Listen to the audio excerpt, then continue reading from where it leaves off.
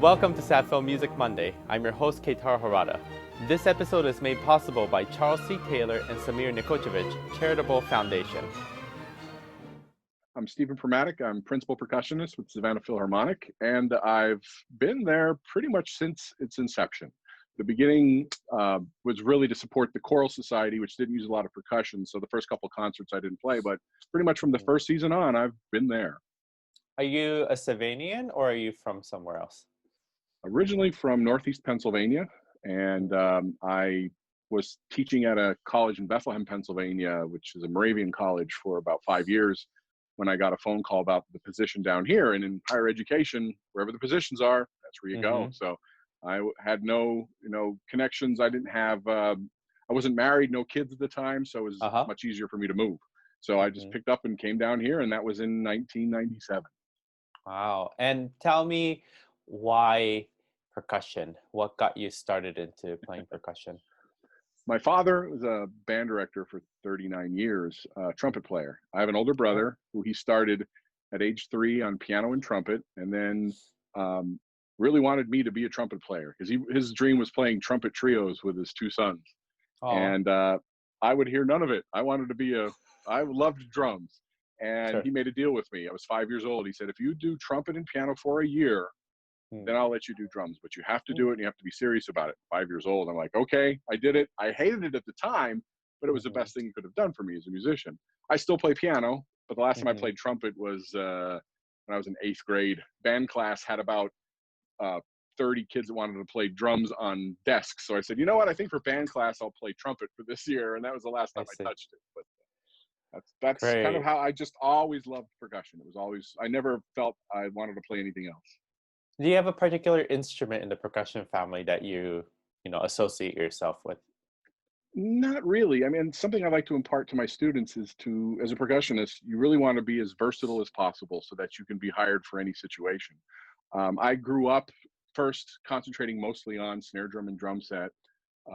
Didn't really get into more of the orchestral playing until I was in college. And then for my master's degree, I went to the University of Miami in Coral Gables, Florida, because it was huge jazz school. Very interested in jazz. So I took as much on the jazz side and absorbed as much as I could while I was there. So it's shifted. I like playing everything. there isn't any one thing that I could say, this is what I like to do most of all. I wouldn't consider myself a specialist in any one area, but I like trying to do as much as possible. Well, and then you really said the right word. Like, the versatility of being a percussionist in this day of age is crucial in order to, survive as a musician. You have to be able to play all kinds of genres. And I think many of our audience members don't really have an idea of what it takes to be a percussionist in an orchestra concert. You have to go through a lot, from the setup stage to distribution of the instruments to distributing of the parts, and just being able to count so many measures to play one note so perfectly. Could you just elaborate on what it's like to be a percussionist in an orchestra? Absolutely.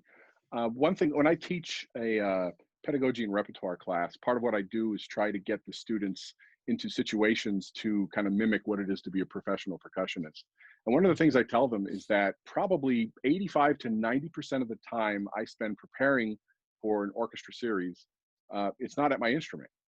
I'm with the score, I'm with recording, I'm making sure, because playing the notes typically isn't that difficult. Playing them in the right place and in the right way is what makes it hard. And I've seen plenty of percussionists come out of school. They get hired to play in an orchestra. They get a bass drum partner, like, oh, that's quarter notes. I don't need to worry about this. I'll just sight read it at first rehearsal. And they get completely lost because they don't understand all the nuances it takes to be able to play it in the right place. People look at a percussionist hitting a triangle and say, I can do that. You might be able to, but could you do it in the right place and make it sound like it needs to sound? So I'll spend a lot of time with a full score, with a recording, even if it's pieces I've played 100 times. I always want to reacquaint myself with what's going on.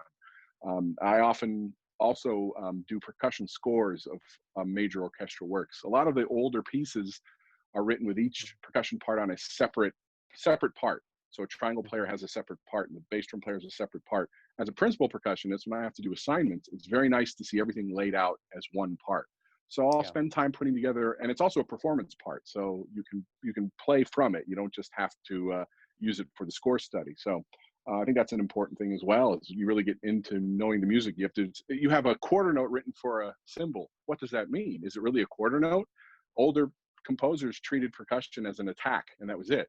You hit the Hmm. cymbals and you just let them ring naturally. But the very first note of the last movement of Tchaikovsky's Fourth Symphony has a quarter note written for cymbals. If you were to play a Hmm. quarter note and stop the cymbals from ringing, you'd never play again because it's Right. supposed to be a giant crash that explodes and rings. So knowing how to interpret is more important than knowing how to read when it comes to being orchestral percussion.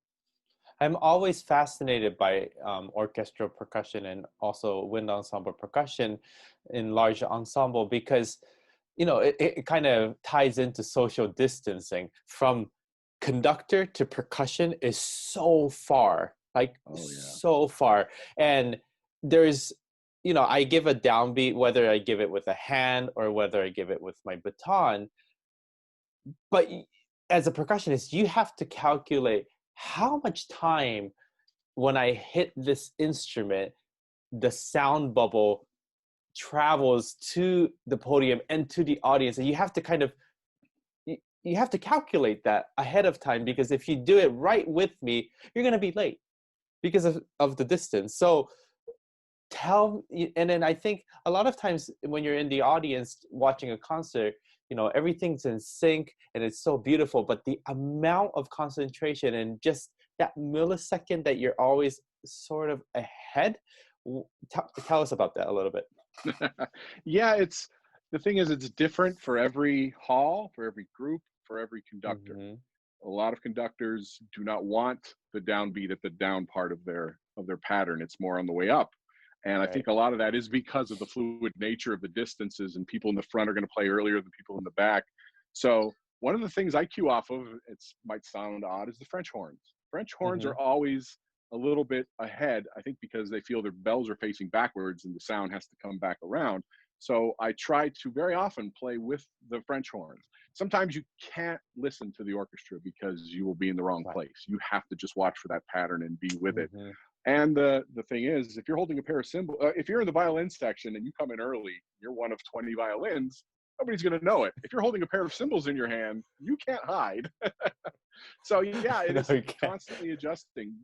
Yeah, constantly adjusting to the situation, the acoustics. Sometimes you're farther away from the conductor. It's a big hall, so it's an intuition. You're not, you don't walk into a hall and say, "Oh, I've got to play this much early." It might take you halfway through a piece to kind of figure out where you lie in the whole rhythmic structure. So yeah, it's it's not simple.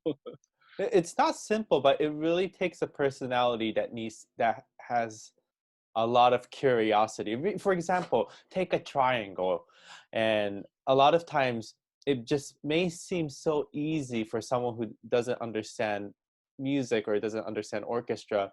You're just hitting a triangle, but the triangle size can make a complete difference on the color.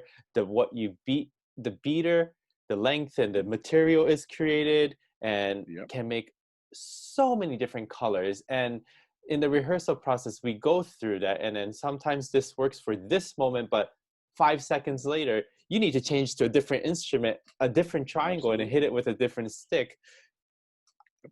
It's fascinating. I always wish that audience can see a zoom up of what the percussionists are going through, and then all the instruments that are in front of you, because Oh yeah. what you do is, I just hold a stick, but what you do is just incredible. Oh my gosh. Any particular concert that you're looking forward to next season? Well, I'm very happy to see Shostakovich 5 and also Capriccio Espagnol. Those are pretty big percussion pieces. So Yes. I've done each of them many times, but any chance to play them, particularly Shostakovich 5, is just so much fun. I really looking forward to doing those. What is it about Capriccio Espagnol that is such a nightmare for the percussionist? Well, I mean, Rimsky-Korsakov is such a brilliant orchestrator that he really took advantage of all the colors that you could get out of percussion. So knowing and having so many percussionists playing together, and being so exposed in some areas, in the big snare drum roll with the brass, where you have to play really loud, and all of a sudden you have to play as soft as you can with a violin solo, and then right after that play these very fast 30-second notes very cleanly. It's just technically challenging. A lot of the stuff we play, as I said before, isn't technically challenging. If you're playing some simple bass drum and cymbal things, it's a matter of interpretation. But the Capricho Español is definitely technically challenging. A lot of that music is on auditions everywhere, so you have to know them. And that's the other thing. Being able to play them in a practice room is nothing like playing them with a group. Exactly. Yeah, I mean, I'm sure it's the same for every instrument, but yeah. Exactly. Well, and then what I wanted to do when I was programming this season was to make sure that we had a variety of repertoire that, and especially with the percussion, keeping you on your toes, and then putting Capricho Español is like, here we go. Cross our fingers. Let's get this started. Yeah, so well, it'll be fine. Yeah, no, it's good. It'll be exciting, and I'm very, I'm very much looking forward to it. Tell me why you love playing with Savannah Philharmonic. Well, I used to play with Savannah Symphony back in the days when it before it went. I mean, symphonic music is really important to me. It's sort of where I've put most of my ducks. That's a horrible mixed metaphor, but I'm putting most of my energies there. I mean, when I first came to Savannah, I was taking every job to play on drum set I could get just to get my name out there. And it took me a while to get into playing with the symphony, but I've always loved symphonic playing, and having an orchestra in the city that you live in is so important to support it in every way you can. And I'm not making my living off of that. I'm a university professor, so that's where my living comes from. But this is part of my professional development, part of what I am as a musician. I can't see myself not playing with the group. I mean, I just absolutely love playing that. And the group is a lot of fun. You get people from all over, so there's quite a mix there. It's in the past few years has become a little more settled as to a core group of people who are always there. At its inception, there were different people every time, so it's nice to see more familiar faces. So we're getting more of a sense of ensemble, I think, as the years go by. So it's I love it. I don't see myself not playing anytime soon. Fantastic. And how are you spending your time during these quarantine days, especially you being a university professor and your students? Right. So I'm teaching as much online as I can. I'm doing a music theory class, which I'm actually just doing as a live class. It's a small class, so having everybody signed in is not that big a deal. And rather than me just recording lectures, and then if people get lost, they have to ask questions. They can ask me right when I'm doing it. So far we've only gone through a week and a day, and it's been going pretty well. Trying to do lessons is a bit more challenging. I'm trying to work things out with students recording themselves, although they don't have access to all the instruments that we use, but we can still get some things done there.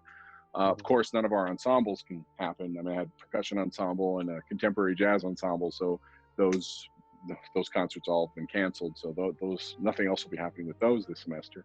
But my family kind of jokes that me being at home, not leaving, is kind of something I like. I get a lot done at home. That's good. I do a lot of building, so I'm in my garage workshop a lot. I've got my home studio, so I can record things here, work on scores. I can entertain myself for months without a problem.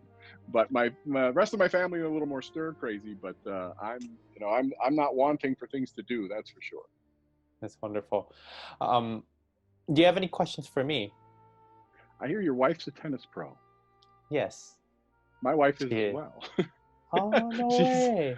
She's from Venezuela. She was, when she was 17, she was national juniors champion of the country.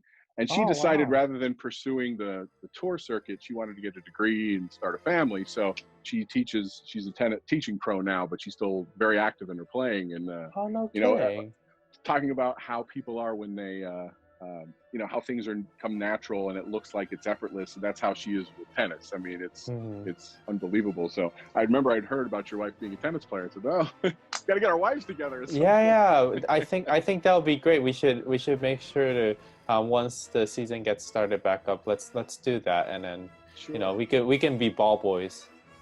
Oh yeah, that's it. She didn't marry me for my tennis skills. I can tell you that. I Excellent. don't really watch sports, so I'm not missing anything. With sports not really happening. Tennis is the only thing I watch. So Roland Garros and Wimbledon have been Hmm. canceled, so that's I the biggest know. tragedy for me on that. But I don't really watch anything outside the Grand Slams. I just don't want to put that Gotcha. much time into that kind of Hmm. stuff. So football, baseball, it Uh-huh. doesn't really interest me. So it's not I again see. not a real hardship for me to not have sports. Oh, fantastic. Um, Yeah. do you have anyone that you would like to give a shout out to that might be watching this interview? Hopefully my mom's there. My mom up Mhm. in New Jersey with my sister.